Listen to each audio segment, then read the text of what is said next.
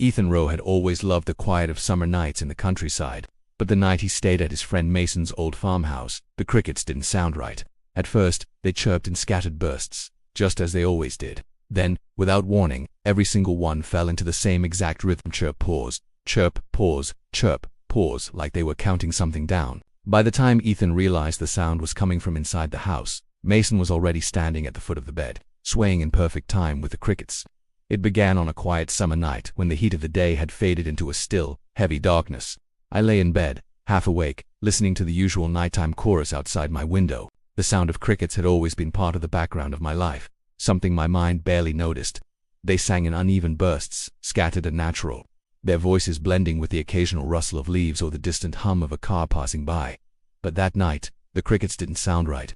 Their song was too uniform. The chirps fell into a pattern, each one spaced exactly the same distance apart, like a metronome ticking in the dark. Chirp, pause, chirp, pause. The precision of it made my skin prickle. It wasn't random, it was controlled. I shifted under my blanket, trying to convince myself it was nothing. Maybe it was just my mind making patterns where none existed, but the longer I lay there, the harder it became to ignore the rhythm. It was hypnotic, almost mechanical, as if someone or something was counting time in the darkness outside. I tried to think about other things, forcing my focus away from the sound, but every chirp drew me back, like a tap on the shoulder I couldn't turn away from. The night air was thick, and the moonlight spilling through my curtains painted pale shapes across the floor. I closed my eyes, willing myself to drift off, and for a brief moment, I thought it worked. The chirps seemed to fade, replaced by the faint whisper of the wind. Then I realized they hadn't faded at all, they had moved. The sound was no longer coming from outside my window, it was closer now. Inside, I froze, my heart beat suddenly too loud in my ears. I kept still, straining to listen, unsure if my own breathing would cover the faint noise. The chirps were softer but sharper, their edges more distinct, like tiny clicks snapping in the air. The rhythm was the same: chirp, pause, chirp, but the space between each sound felt heavier, loaded with some quiet intention. My eyes darted across the room, scanning the dim outlines of familiar furniture. The desk in the corner, the laundry pile near the door, the wardrobe against the far wall. It was then I realized the sound was bleeding out from that direction. My gaze lingered on the wardrobe's tall wooden doors, their dark surface absorbing the moonlight. The longer I stared, the louder the chirping seemed to become, as if the wood itself was vibrating with it. A strange, dry scratching joined the rhythm. It was faint at first, almost like the shifting of fabric or the rubbing of paper, but it grew steadier, sliding in and out between the chirps. My chest tightened as I sat up, the mattress springs sighing under my weight. I didn't want to get closer. Every part of my body told me to stay still, to pull the blanket over my head like a child and wait for morning. But I found myself slowly rising to my feet, each movement careful and deliberate, as if sudden noise might provoke whatever was making that sound. The floor felt colder than usual beneath my bare feet. I inched toward the wardrobe, my eyes fixed on the thin gap between the doors. I expected darkness within, the safe kind of darkness that comes with closed spaces, but instead, I saw something faint to fully make out. It was shifting, almost like shadowed fabric caught in a breeze. The chirping grew clearer, filling the small space between me and the wardrobe. I couldn't see anything that should have been making it. No flutter of insect wings, no movement of small hopping bodies. And then I heard it, a sound I had not expected at all. Beneath the chirps, under the scraping, there was breathing, slow, shallow, deliberate, like someone trying not to be heard. It wasn't the kind of soft, unthinking breath you hear from someone sleeping. It was purposeful, measured, and too quiet for comfort. The air in the room felt thicker, warmer, as if the thing behind those doors was exhaling directly into it. A trickle of sweat slid down my temple, but I didn't dare wipe it away.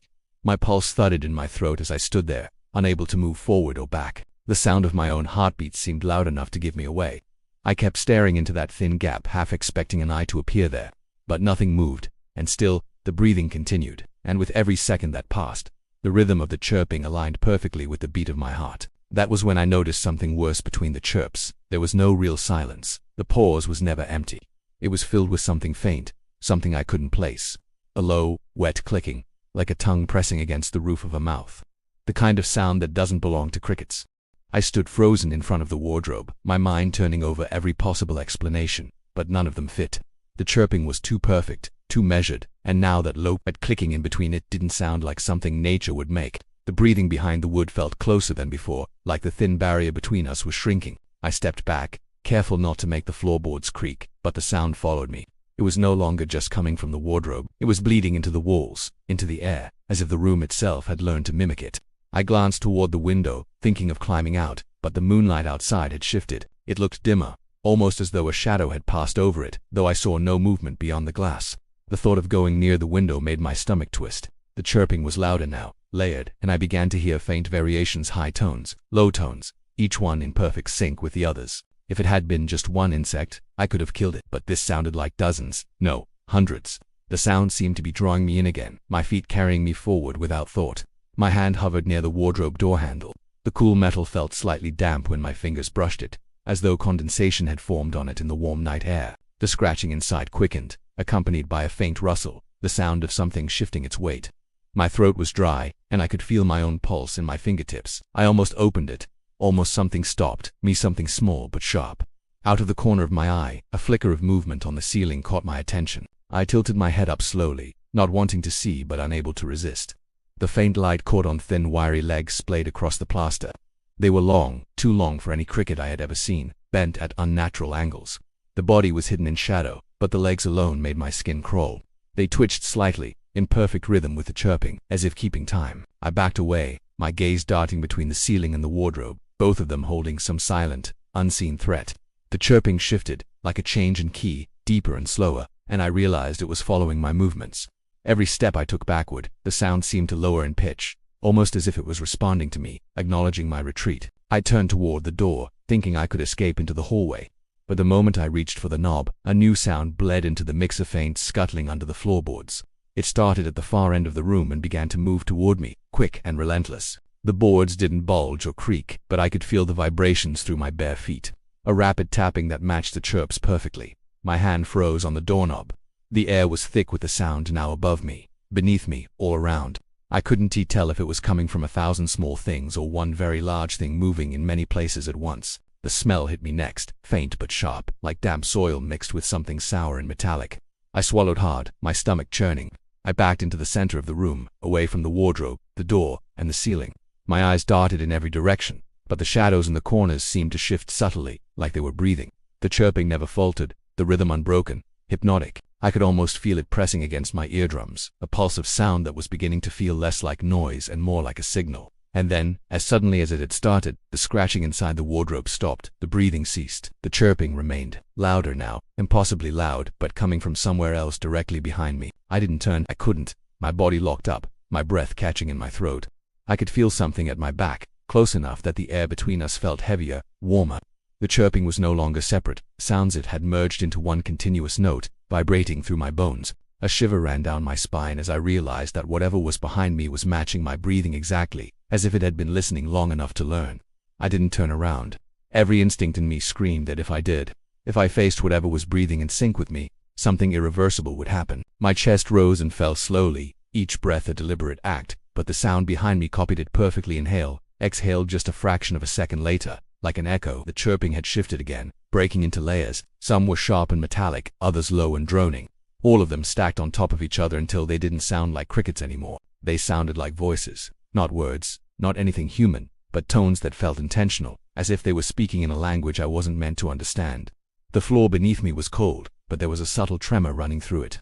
Like something was moving underneath, a living heartbeat pulsing through the wood. My knees felt weak, and for a moment, I considered dropping to the floor and crawling toward the door, anything to put distance between myself and the sound. But when I shifted my weight to one foot, the chirping grew sharper, louder, almost like a warning.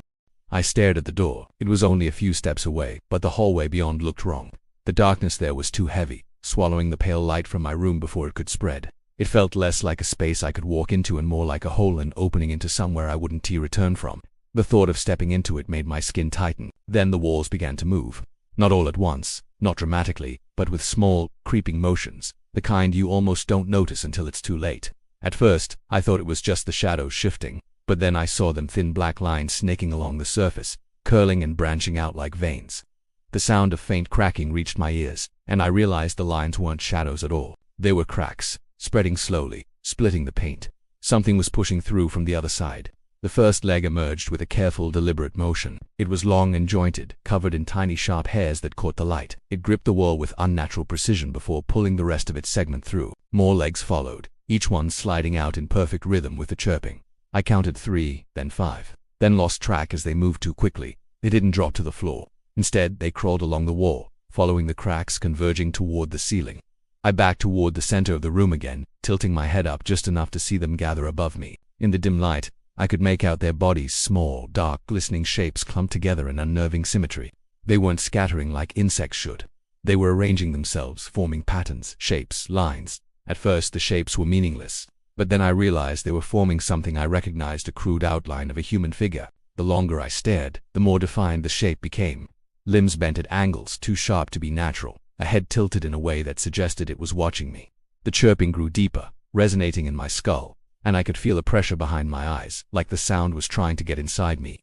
My throat tightened, and for a brief moment, I thought I might vomit. I forced myself to look away from the ceiling, hoping to break whatever pull it had on me. But the moment I lowered my gaze, my stomach dropped. The cracks had spread across the floor now, thin and jagged, and something was moving beneath them. Small, twitching shapes pressed against the wood from below, the way fish bump against the surface of water. The floor felt warmer under my feet, as though something was breathing through it. I didn't know where to go. The wardrobe loomed behind me, silent but menacing.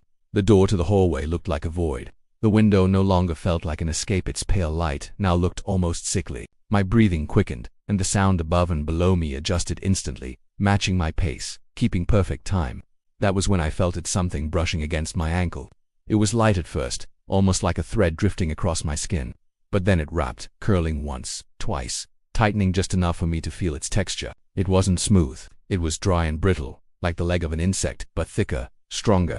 I froze, my lungs locking up, and in that stillness, I felt more of them, 2, 3. They were testing me, touching me in slow, deliberate motions. The chirping reached a pitch so high it felt like my ears would split, and somewhere deep in that sound, I swore I heard something else, an almost human hum. Faint and steady, as though whatever surrounded me was pleased. I stood in the center of the room, my body rigid, the thin, brittled legs still curling against my ankle like they were tasting me. Each touch sent a cold spike up my spine, and yet the movements were patient, almost gentle, as if whatever was down there had no need to rush. The chirping above had deepened into a low, vibrating drone that filled the air like a physical thing. It pressed in on me from all sides, making it hard to tell where the sound ended and my own body began. The cracks on the walls had widened, jagged openings that seemed to pulse faintly, as if the house itself had veins pumping with some unseen life. From each split, more legs slid out, slow, deliberate, impossibly long. They didn't just grip the wall. They moved in perfect unison, every joint bending at the same time, every step landing with the same soft click. There was no randomness to it.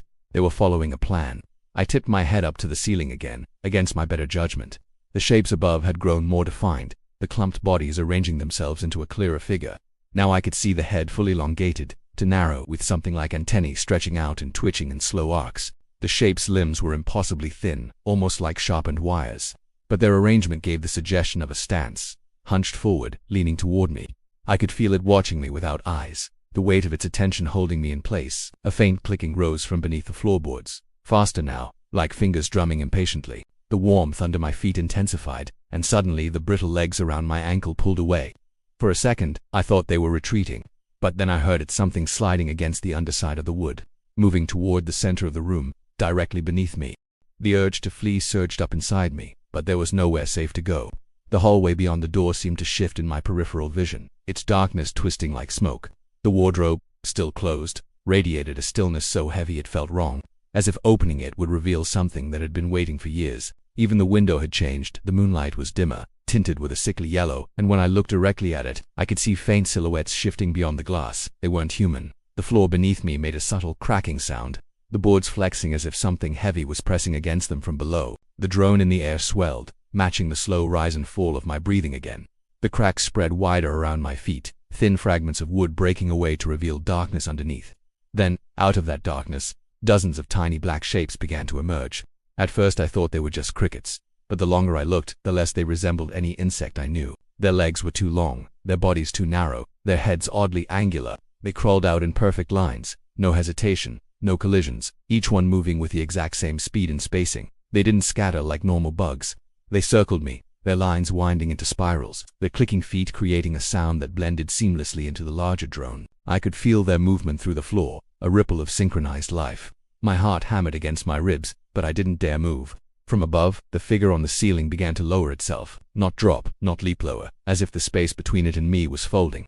Long limbs descended first, bending at impossible angles, their sharp points reaching closer. The clumped bodies seemed to stretch apart, revealing something paler underneath. The antennae twitched faster, and I realized the drone was no longer just sound, it was inside my head, vibrating through my thoughts. The smaller ones on the floor reached my bare feet. I felt their tiny legs gripping my skin, climbing slowly, methodically, their weight barely noticeable but their presence unbearable. The lines they formed broke and reformed, now creating patterns across my ankles and calves. I didn't understand them, but I knew they meant something. They were marking me. The cracks on the walls, the ceiling, the floor everywhere widened all at once, releasing a wave of movement. The room was alive, every surface crawling with shapes that didn't belong, and yet there was no chaos. Every leg, every body moved in time with the sound. A ritual, I thought. Something rehearsed for longer than I could imagine. And then the figure above me stopped lowering. It hung there still and silent, and the entire room went quiet with it. No chirping, no drone, only the sound of my own breathing. For one breath, 2 breaths, I thought maybe it was over. Then the wardrobe door clicked open behind me. Not fully, just enough to release a thin sliver of darkness that seemed deeper than the rest of the room. The silence was heavier now, waiting, and I realized whatever was in the wardrobe had been there the whole time, listening. The narrow gap in the wardrobe seemed impossibly black, like it was swallowing the faint light in the room. My eyes were drawn to it, unable to look away, even as every part of me screamed to run. The air felt heavier, as though the darkness spilling from that opening carried weight.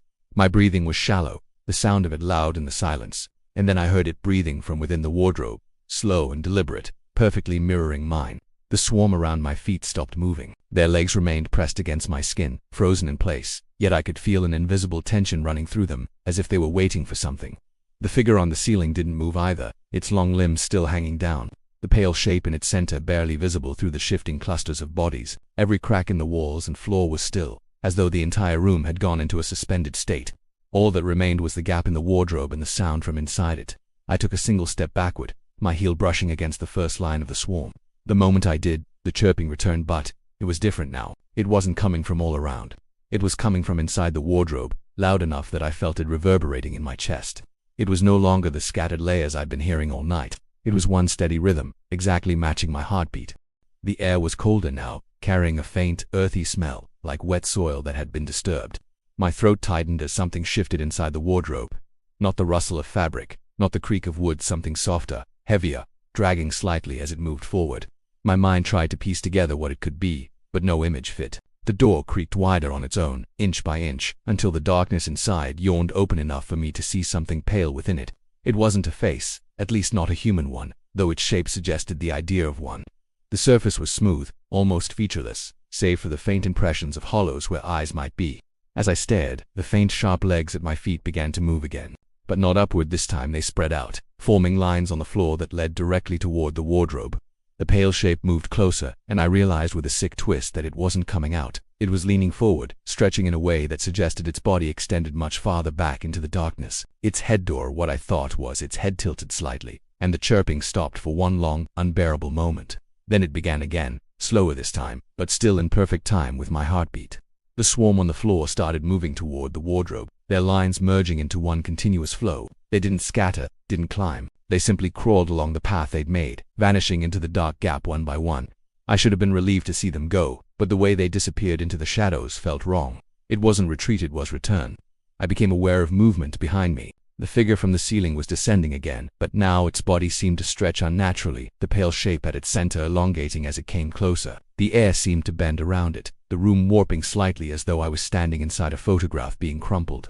My vision blurred at the edges, my ears ringing faintly. The wardrobe's darkness swelled, creeping outward across the floor like a liquid shadow, swallowing the last traces of moonlight. I stepped back instinctively, but my heel hit something solid and caught the legs from above.